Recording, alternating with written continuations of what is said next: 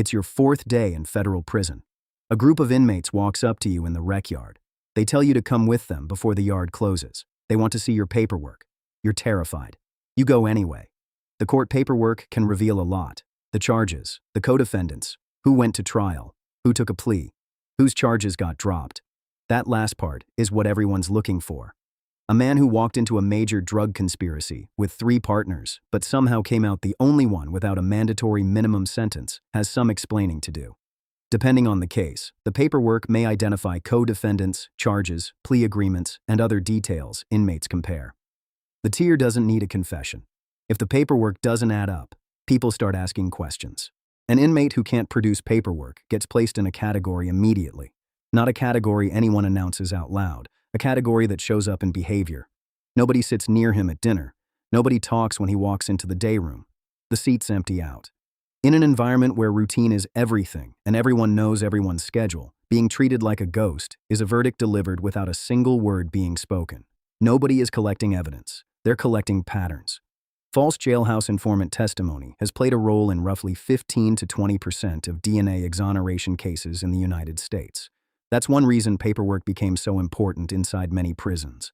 Leslie Vernon White became nationally known in the late 1980s after demonstrating something that changed how California courts handled jailhouse informant testimony. White had been a jailhouse informant for years. He went on 60 Minutes and showed investigators how he did it. From inside a jail cell, using only a phone, he impersonated a police officer. He called actual law enforcement agencies. He obtained real details about real crimes involving defendants housed near him. Details accurate enough to testify about convincingly. Details he never actually witnessed. The Los Angeles County Grand Jury launched a full investigation afterward.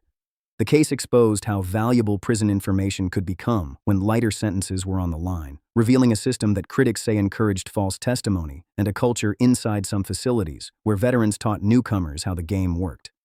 Someone trying to avoid suspicion is unlikely to have long private conversations with staff on the tier. That's amateur behavior, and the yard spots it quickly. Instead, they use movement, medical callouts, education appointments, chapel sign-ups.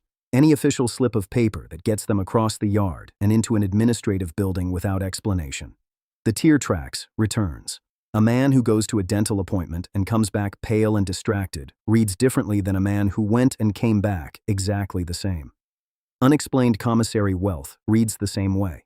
In a cash-free economy, where every stamp and every ramen pouch is tracked, and everyone knows roughly what everyone else can afford, a sudden appearance of premium coffee or name-brand shoes on an account that shouldn't carry them is a specific kind of signal. First, it's the medical trips.